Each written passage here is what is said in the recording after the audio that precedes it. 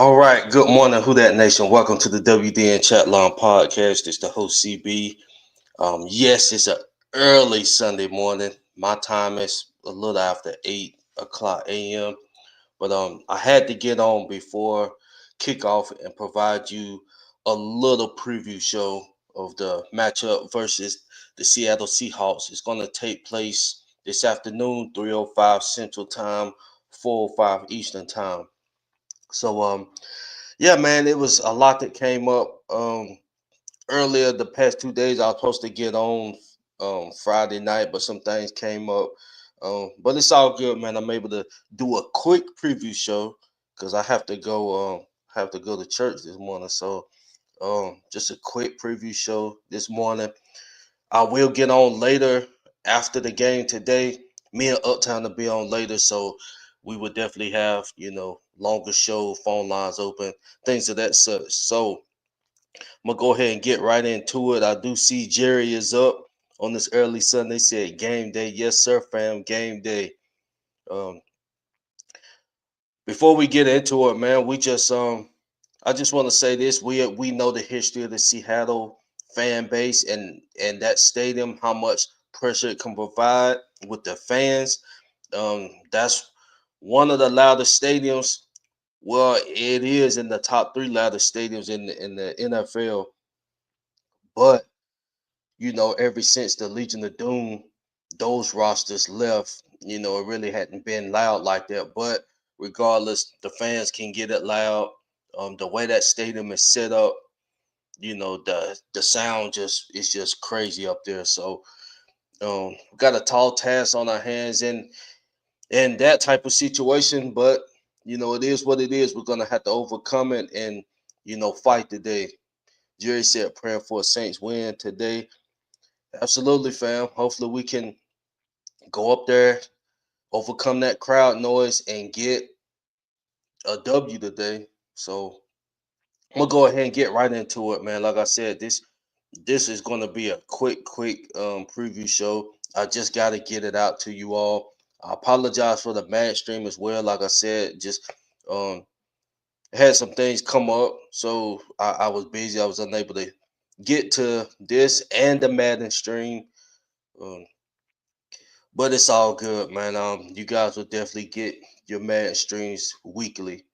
Like I said, unless it's just an emergency situation. Okay, so we're gonna get to the injury report. The injury report, let's just go ahead and get into that. We're gonna get on our side first, and then I'm gonna get on the Seahawks side. So injury report, just pull this up. Oh boy. Huh. Gonna start out with Fuaga. Fuaga, he didn't practice all week with a knee and back injury. He's questionable. Um, when I read you this defense, Seattle. I paid attention who went up there. Really, I only paid attention to Sam Darnold, and I heard about Cooper Cup, but I really forgot about that move. But it's some names on this depth chart that scares me, especially for this matchup. Like it really scares me. So I'll get into that in a few minutes. But I will say, for Walker, if he's gonna get 60%, we gotta set him. I mean, it just is what it is. Is all if all he has is 60%, and that's just due to injury, we just gotta set him out this game. Now, with that being said, this is the wrong game, for him to be out, but it is what it is. Trey Palmer, we just got him, so wasn't looking for him to be in the lineup. Trevor Penning, he was able to get on the practice field this week, limited practice this week. He's questionable with the toe injury. I'm gonna be honest. If he didn't give a full practice Friday, I'm not confident in him going out there. If this was like a Lave or um one of the top dogs on the team at AK, then I'd be like, okay, you limited all week. I should see you go out there and perform. But really, between him and Dylan Randez is also on the injury report. I really don't see a difference between them two, like far as Penning being this much better than Randez. So is what it is. But with that being said, speaking of Dylan Randez, he popped up on the injury report with a toe injury as well. He didn't practice all week and he has been ruled out. So the right guard position, Trevor Penning was out the first 2 weeks. Dylan Randez stepped in. So Dylan Randez is out. So all I'm thinking is Simpkins, he's about to step in that role today. So who that shit for the ones that's been I've been seeing some promise, seeing some potential in this guy Simpkins. He definitely should be stepping in today at right guard. So that's going to be interesting to watch. Um, Devon Vale, he got a hip injury and he's questionable. I don't know when that hip injury occurred because I can't recall him getting a lot of snaps. So maybe this was a practice injury with that hip injury. And then last but not least, um, Chase Young, I'm really not even really don't have too much words on him because we can all just keep whining and talking about he got overpaid and stuff. It is what it is. This is Mickey have done these things, and this is the result. We get in a guy that's done got his bag, and this is the third game that he's not playing. If he was playing in preseason and got banged up, I'm talking about getting some high quality reps in, then that's one thing. But the guy only played like 2 series that last preseason game, and all of a sudden he's on the injury report. So don't have too much for him to say. Don't have too much for Chase Young. So that's what the injury report is looking like. And then on the Seahawks side, doubtful. Nobody is actually ruled out, but doubtful. That pretty much means they're not playing. So doubtful. We got running back Zach Charbonnet with a foot injury. He's a backup running back. So even though I will say Charbonnet, he's a guy that is kind of like a 1-2 punch. So it's kind of like a the way the Detroit Lions use their running backs. So he will be missed on that offensive side. But with that being said, he's not their number one running back. The number one running back is Kenneth Walker. But it is a piece that they'll be missing. Then we go to safety Nick Emeroy, if I said that right, with an ankle injury. He's out as well. Um, then we got another safety, Julian Love, with a hamstring. Julian Love is actually starting. So they'll be missing their starting. They'll be missing their starting safety. How much they'll play a part, it really doesn't matter if our vets it is excuse me, early morning. It really doesn't matter if our vets is not taking advantage of balls that's getting placed in their hands. So just say if Alave is getting out, in the safety range and he's open, or Jawan is able to get in that range and get open, and Spencer's throwing him the ball and he's dropping it. It really doesn't matter if this guy's here or not. And then we all know Devin Witherspoon. Devin Witherspoon is a solid corner. I don't know if they had him in the slot or the outside this year, but I do know he is a solid cornerback. He's out with a knee injury. And then a receiver popped up on the injury report. He has an illness. Their top receiver, Jackson Smith Nijba. Y'all know who he is. This guy's definitely a dog. Um, to be honest, I don't wish injury on nobody, but I won't be, I won't lose any sleep if this guy doesn't play today. If this guy does not play today, I won't be losing any sleep. The way our DBs is looking, like I said, I wouldn't lose sleep if Smith doesn't step on the field today. Okay, so we're gonna get started right quick. We're gonna start with the Saints offense. We're gonna start with our offense versus their defense. So we'll go ahead and read some key players on that defense. Like I said, I really wasn't paying attention to the Seahawks like that. Like the offseason guys they was bringing in like that. Like I said, the only one that really just stuck with me was the Sam Darnold move from the Vikings. And then I had heard about Cooper Cup, like I said, but it really didn't stick with me. But I'm gonna read some names on this Seattle offense. No, no, no. We're on the defense. So I'm gonna read some names on the defense. Both sides got some dogs. So I'm gonna read some names on their Seattle defense. Gonna start with the defensive line. We got Leonard Williams. Y'all know Leonard Williams was a dog up there with the Giants, even though the Giants didn't, succeed. This was probably their best player on the Giants football team in general. So Leonard Williams, a dog at the end position. Byron Murphy. Byron Murphy, I believe he came from the Commanders or he been up there. But Byron Murphy has definitely been a dog in that interior for some seasons. So this is another problem we gotta deal with. There we go to Jaron Reed. Jaron Reed. This was a guy that came from Green Bay. This is another dog at the defensive tackle position that we gotta worry about. Solid defensive tackle. And then on the other defensive end, we got the Marcus Lawrence. Now, the Marcus Lawrence, I really don't know how much he has left in the tank. I do know he was a dog out there in Dallas, and then some contract numbers kind of came up. I believe him and what's the boy name that's done got the Green Bay? I believe they had a few words or whatever. But anyway, yeah, the Marcus Lawrence is up here. I kind of see him.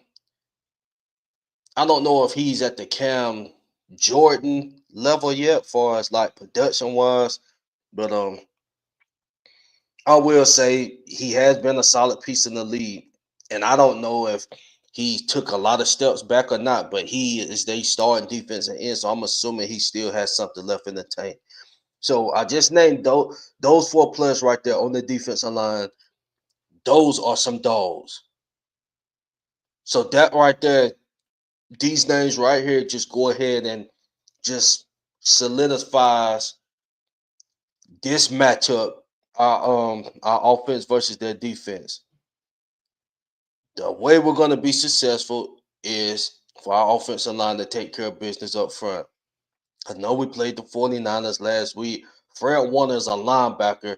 Really, the only person that was causing havoc on that defensive line at times was Nick Bosa, and Banks held his own against Nick Bosa. So, but when you talk about as a whole defensive line as a whole, this defensive line is looking more scary than the 49ers. Now, like I said, I don't know what all these guys been doing the first 2 weeks, but I know Leonard Williams is still eating, and Jaron Reed and Byron Murphy, those guys still eating. The only question to me is the Marcus Lawrence. So, with that nation, the offensive line, it starts there. They are going to have to step up and play today.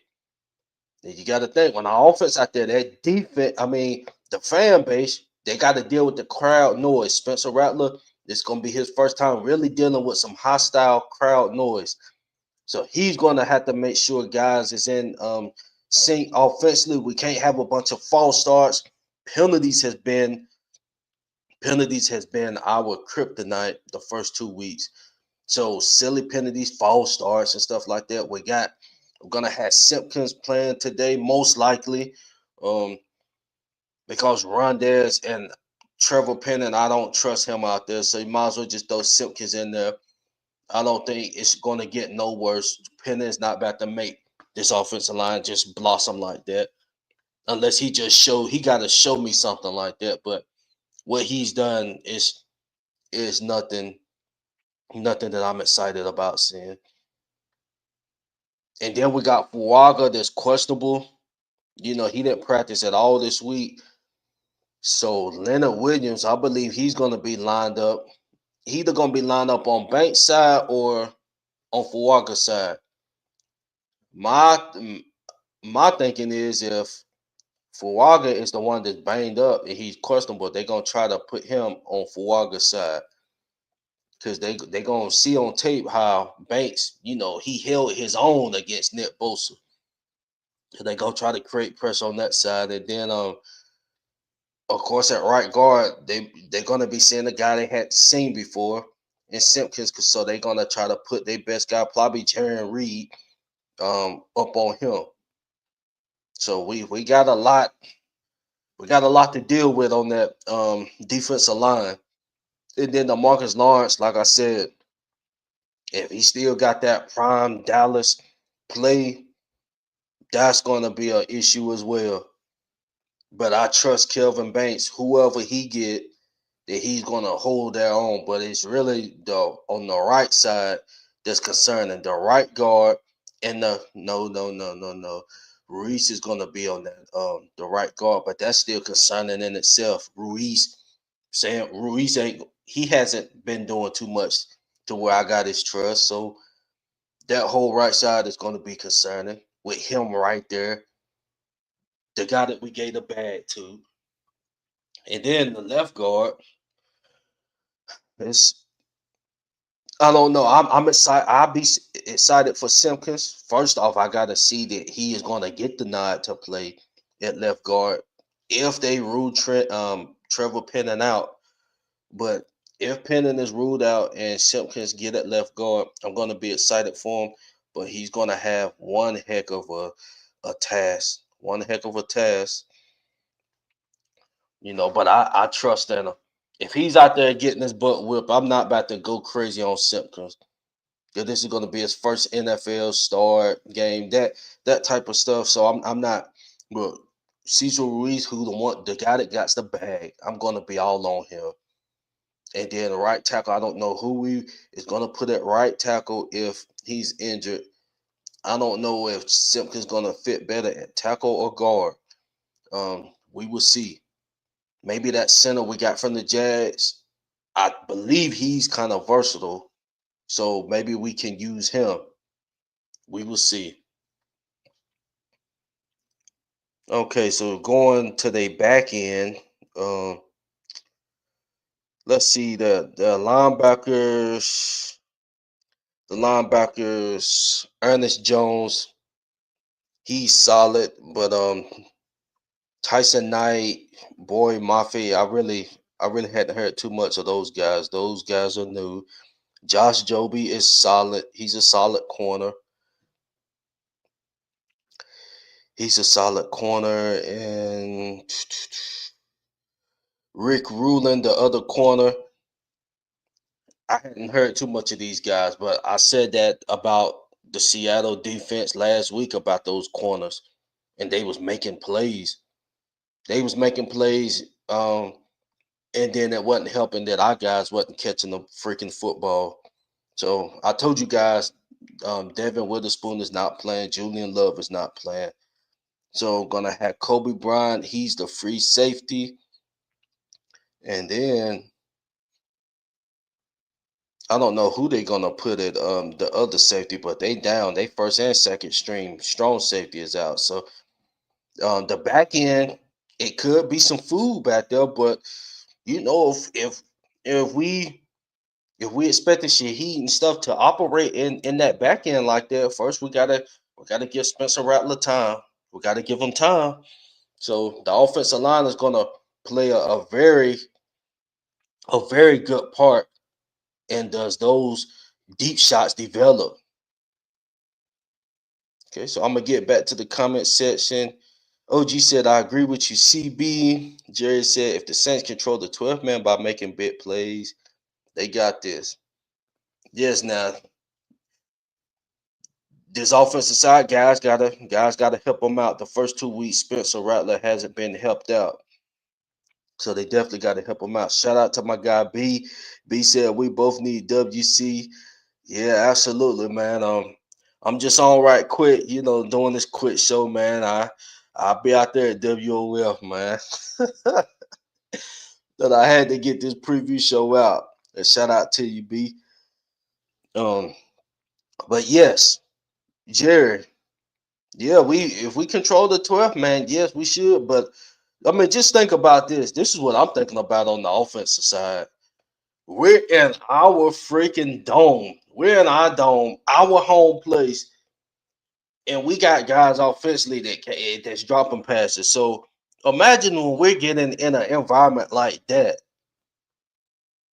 I'm just saying, my confidence in guys like Jawan, Olave, um, I don't got too much trust in them that they're gonna take over the game.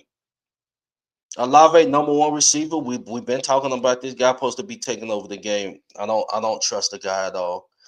Not to make big plays as a number one receiver. If he make the big plays, it ain't nothing about proving me wrong because he hasn't proved nothing that indicates he's a number one receiver. So let's just be honest. Is it a difference between Shaheed and Olave? Is it a difference? The only thing, if you want to give a little edge, Olave's routes, the route tree is a little bit crispier. But I'm saying production wise, is it a bit difference between those two? Is it a difference? No, it's not. So I don't know. I don't know what I'm going to get out of Olave. I know Shaheed, if we give him those deep passes, if Spencer's able to get off, I got more confidence in Rattler making the play than Olave. That's just where I'm at right now. You see, Olave made a deep connection last week. I trust Shaheed more than Olave right now at this point. OG said basically I meant to take the 12th man out the game.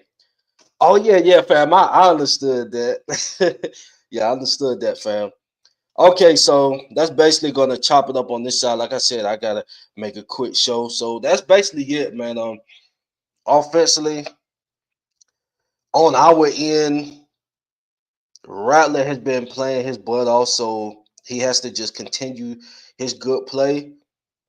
Um, but he needs assistance. He needs assistance. And he hasn't been getting the assistance he needed. Olave, he's playing for a bag right now, and he hadn't showed anything. I'm just saying these first two games would have Olave showed to be like, yes. Like he's been playing average at best. A few catches, 6 catches for 50 yards. Like you catching little hitch routes and stuff, getting 3, 4 yards of pop. Your yak yards is not up there. When you catching and you making something shake after the catch. Yards after catch is not there. When he catching those deep balls, his yards after catch is better than yours right now. So just basically the offensive line, if y'all guys hold up, don't let that crowd cause you to have penalties, false start penalties and such, etc. Um, we'll see what can happen. Do I believe we can get the job done? If everybody execute, I believe we can get it done. From what I seen the first 2 weeks, I believe Spencer Rattler can do enough for us to be successful on that side, but guys got to help him out. Blake Groupie got to make a kick, make a kick. Stop missing little chip shots. Now we're in an environment where the crowd gonna be against you, but we was in the dome and everything was solid when you was kicking. So these are the things that I'm talking about, man. But like I said, can't chirp too much, man. Like I said, you know gotta get up and get to church, man. So I'm gonna go on this next side, man. The Saints defense versus the Seattle offense. So I'm gonna go ahead and read some key players on the defense. Um, not defense, excuse me, their offense. Gonna start off with Sam Darnold. Sam Darnold, you guys know Sam Darnold, how he played with the Vikings last year, played exceptionally well. Um, but we knew they drafted McCarthy the first round, so we already knew that transition was going to take place. Um, and I believe what got Sam Darnold out of there was just that playoff performance. That one game, his survival rate or his lease, I say his lease was on thin ice anyway. So he had to almost play perfect for them to, have an argument whether they're gonna trade McCarthy and keep him. But that's it. Now McCarthy is gonna need some work. He's not a finished product, but it's gonna take some patience. It ain't that transition ain't looking as smooth as they probably thought it would. But I do believe McCarthy gonna get it together. Just rookie pains right now. So that being said, Sam Darnold, like I said, Sam Darnold.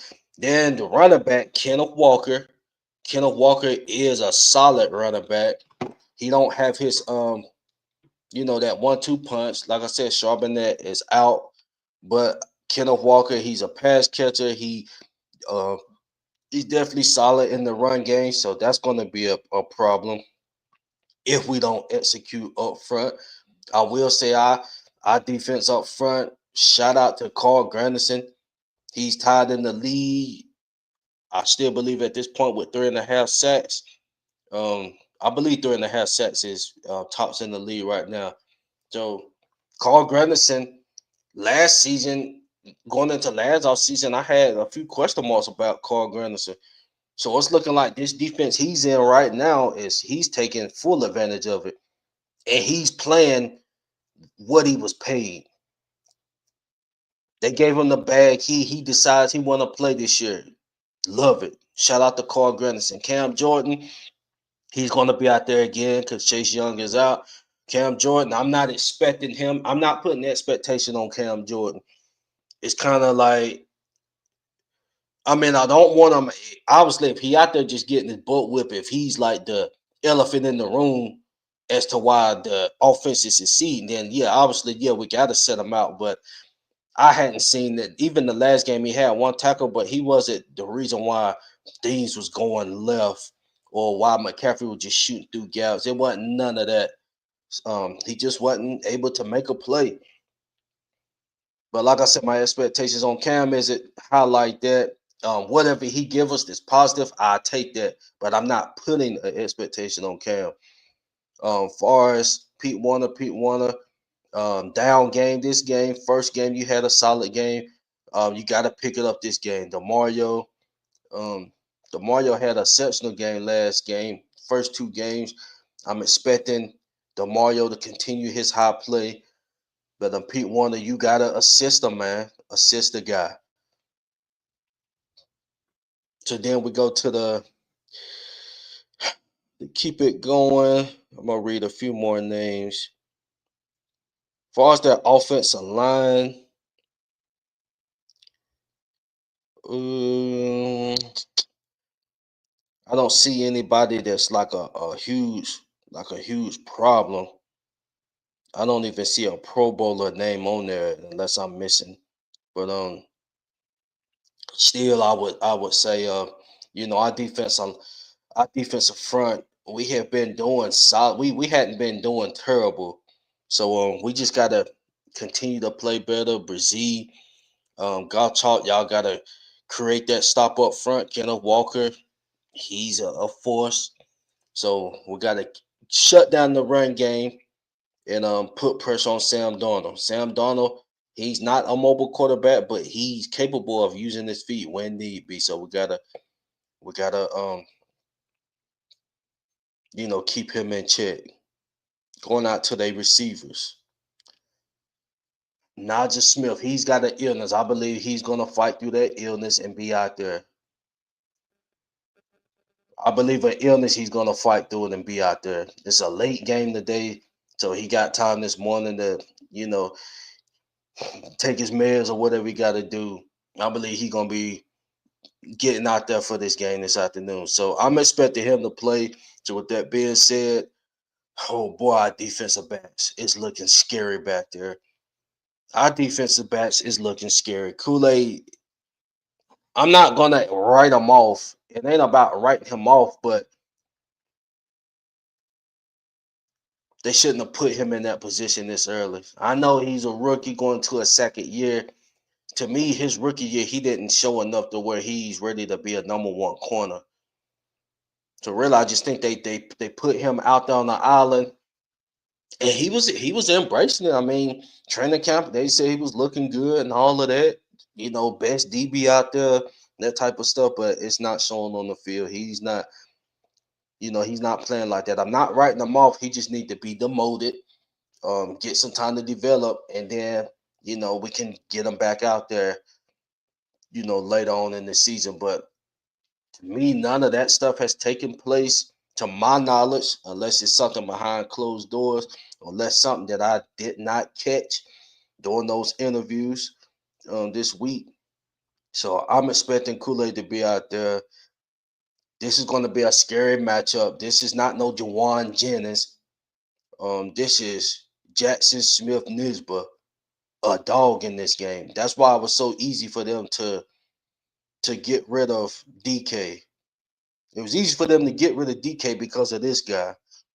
So this guy's going to cause problems if if we don't have a game plan for him. And then we go to Cooper Cup. Cooper Cup kind of seen a decline a little bit compared to the Cooper Cup that we're used to seeing, but um, he still has something left in the tank. It ain't a And to be honest, I think it was just more of Puka taking that step. He a big body receiver. Cooper Cup was more of a not more of a slot guy. I mean, he made something shake on the outside, but like just body frame, kind of like a Mike Thomas, Brandon Cook situation.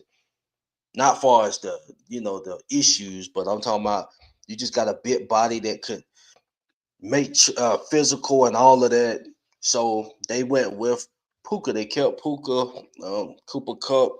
He's getting up there, but this guy can make something shake. So we can't just write him off. It's looking like Alante is going to be getting more matchups with Cooper Cup. Unless they, like I said, unless they done change the game plan. I'm not sure, but I don't really have too much to say defensively. Defensively, we just gotta up front. I got some confidence up front that we can make something shake. But when Sam Darnold throw that football, when he throw that football, that's when I'm afraid because I don't know if we're gonna have a guy. I'm gonna be honest, Alante, I do know that McCaffrey got off. He got caught slipping a few plays, and I get it, but I trust Alante more than Kool-Aid. And I don't know why they still got Alante in the slot. I would rather have Alante on Smith Nudge, but I can't say his name, but I'd rather have Alante on him this game than Kool-Aid. I don't know what they're gonna do with Isaac Yadam. Is Quincy Riley gonna step in and start? I don't know the game plan as far as those spots. I don't know, but at the end of the day, um, those guys got to make plays, or we're definitely going to have a long afternoon. And like I said, it doesn't help offensively us dealing with the 12th man. That really doesn't help either. Let me get to these comments. I see John Tucker said, "Let's go. Who that?" You said, "I believe week 6 we will be 3-3." We'll see, fam. We'll see. I'm gonna be honest. I think these first 2 games this week, I'm gonna be honest. I believe that's about as I'm not gonna say as easy as it can get, but things played in our favor, and we didn't take advantage of it. Shout out to Christina Roberts said we have to limit the penalties in defense to pick off Sam Darnold today. You hit it on the nail. Defensively, the backfield has to make plays today. Shout out to you, Christina Roberts. I believe this is my first time seeing you on the podcast. Welcome. Made a great point. Have to limit the penalties. Offensively, the 12 man, we gotta overcome that. If guys is, false start here and holding that kind of thing, you holding because you can't hear the snap count and the defense is, beating you off the snap, causing you to hold third down penalties, all of that, man. It's gonna be an ugly afternoon. It's gonna be an ugly afternoon. We don't get together. And that 12 man, they're gonna make sure that they arrive to that field and show off. They're gonna make their stand known today. Excuse me. Let's see. Christina Roberts also said Kool-Aid not it. He constantly get beat with big receivers. I agree with you. I agree with you on that. And I don't know what the game plan is today, whether they're going to do some shifting or not. Um, and like I said, I must have missed it. If they are, and they said it in the interview, then I definitely missed that. But to my knowledge, from what I heard, I don't think they didn't say that some shifting was going to be done. But to be honest, as far as that the Isaac Yadam situation, I believe if he play a certain amount of snaps, then he something with a drop pick. I don't forgot. We don't get a supplement pick. It's something like that with him. But with that being said, that automatically should sit him down today from starting. To be honest, Yadam shouldn't even be starting anyway, in my opinion. When we brought him in, I thought he was going to be used more as like a mentor because he's a vet player. So we'll see. I'm gonna read a few more comments and then I'm gonna have to wrap this show up. Sorry, you all. Just an early, late show Sunday morning. But I definitely you guys please stay tuned. After the football game, we will have a post game show to all these Christina Roberts. We're gonna have the phone line open. I would love to hear from you on the post game show. And for the ones that was calling in the last game, I don't forgot the two guys that was trying to call in. You guys please hit that phone line tonight on the post game show. We would love to hear from you all. That was an exceptional show last show we had. It almost went 2 hours, just callers calling in. I love that. Hearing from my Who Dat family. John Tucker said Taylor can't cover, put the rookie in if we go. If we're gonna let somebody learn, let it be him, Riley. Yeah, Taylor can't cover, but I trust him more than Isaac Yadam. So one of them gonna be in there, either Yadam or Taylor. Taylor, I believe they're gonna keep Taylor in there. So I'm thinking if Quincy Riley, if he's gonna get put out there, let him get on the outside. So let him um get out there for Isaac Yadam. Okay, John Tucker said, y'all think Chase closer to that Achilles injury more than being let on? It could be fair. It could be. Like I said, I don't have too many more words for Chase Young. Chase Young, we done gave the man a bag. So you think he's sitting here sweating because he's not out there? No, he's not sweating because he's not out there. Agreed, Jerry. Shout out to Kyler Great. Said our defensive line got to show up big and strip Seattle rushing attack. Kenneth Walker is a solid running back. If we can hold him to under 100, that'll be huge for us. Absolutely, fam. Absolutely. We got to hold him. We got to tame him today. And like I said, our front seven has been playing. Well, when I say front seven, I'm talking about our defensive line has been playing pretty solid. Really everybody on that front seven has been playing solid. Pete Warner, he didn't have a good game last game, but the first game he had a solid game. I think he had 9 tackles. So the front seven is really they're playing okay as a whole. Like I said, Carl Granderson 3.5 sacks. So it's not terrible at the front seven. Now the back end, that's where the issues lie. And Sam Darnold, they're gonna try to take advantage of that. So far as the Smith Najwa, that illness and stuff, he gonna push through that and be out there. I'll be shocked if he doesn't play today. I'll be shocked if he doesn't play today. So far as anything else, man, Blake Grupe, he definitely has to make his kits today. Definitely have to make his kits. He's gonna be going up against the crowd, but he has to make his kits. The guy has an S on his chest, so he has to make his kits today. That's just what it is. Really the only person that got an S on their chest that I don't expect to see a lot of production from, and that's Brandon Cooks. Because we got, I mean, he's our third option. At receiver, he's going to be in the slot and stuff like that. But I'm not expecting to see him, reaching nearly 1,000 yards and that type of stuff. So minus Brandon Cooks, the other guys that have huge roles on the ball club, I'm expecting you guys to execute. So Blake Groupie, please execute today when given a chance. I'm gonna read this last comment and then I'm gonna get out. Kind of great, yeah, fam. Trust me, I got up this morning early, but I had to get this. I had to give you guys a preview show, man. For I get outside this morning.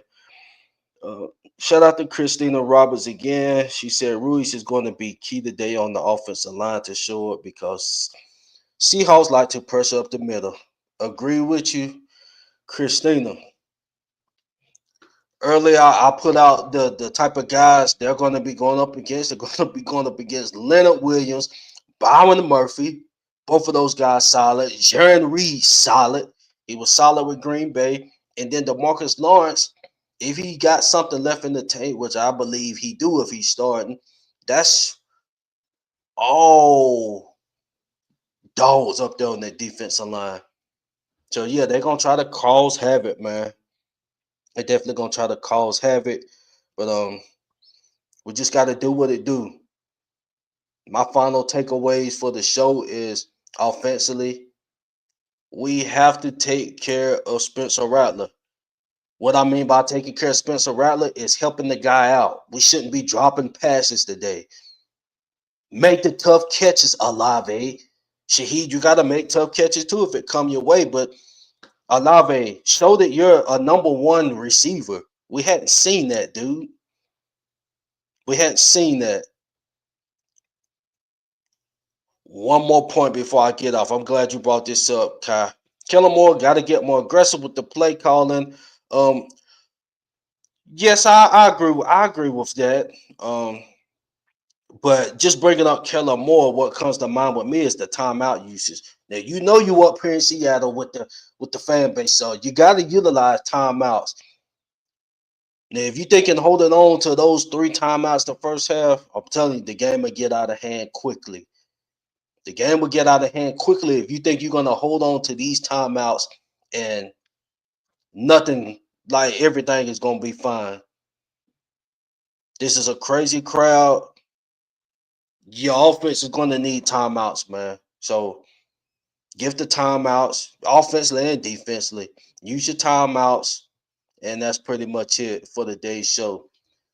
You guys stay tuned for post-game show. Me and my guy Uptown is going to be on tonight's show. I don't know the time. We might try to just get on immediately after the game, but it shouldn't be no later than 7:30, 8 o'clock.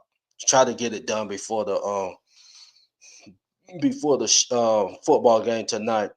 But if not, we'll be on around that time. But just like, subscribe, follow the page.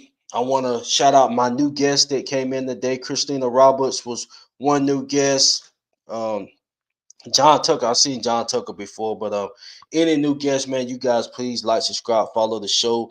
Looking forward to seeing you guys on tonight's show. The phone lines will be open. And this is the WDN Chatline podcast. Let's go get this win. Who that? Who that?